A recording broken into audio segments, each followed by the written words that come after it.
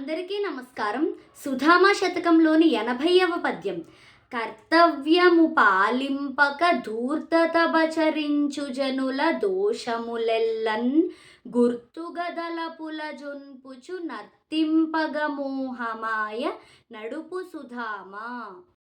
కర్తవ్యమున్ చేయవలసిన పనులను, తమకు ఒప్పగింపబడిన పనులను, తాము చేయుదమని అంగీకరించిన పనులను పాలింపక చేయక, ధూర్తతన్ దుర్వర్తనమును పచరించు ప్రదర్శించు జనుల మానవుల యొక్క దోషములు ఎల్లన్ తప్పులన్నింటినీ, వారు చేసిన అకృత్యపు పనుల ఆలోచనల యొక్క ఫలితములను, మోహమాయ వారికి వ్యామోహమును కలిగించిన మాయ, గుర్తుగన్ స్మృతి చిహ్నముగా, తలపులన్ వారి వారి ఆలోచనలలో, చొన్పుచున్ నింపుచు, నర్తింపగన్ నడుపున్ తన చెప్పు చేతలలో కనుసన్నలలో నాట్యమాడునట్లుగా కట్టడి చేయును.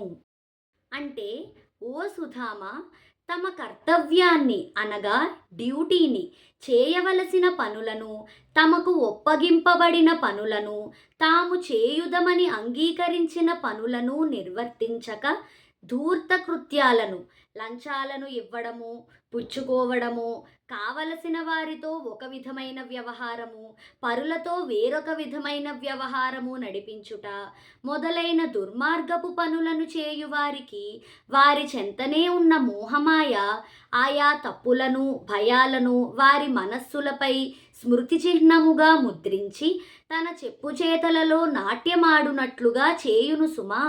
అనగా, కర్తవ్య నిర్వహణ చేయజాలని మానవులకు ప్రశాంతత ఉండదు. ధూర్తత వీడి మోక్ష మార్గాన్వేషణము చేయువాడు నిజమైన కర్తవ్య పాలకుడు అని భావము.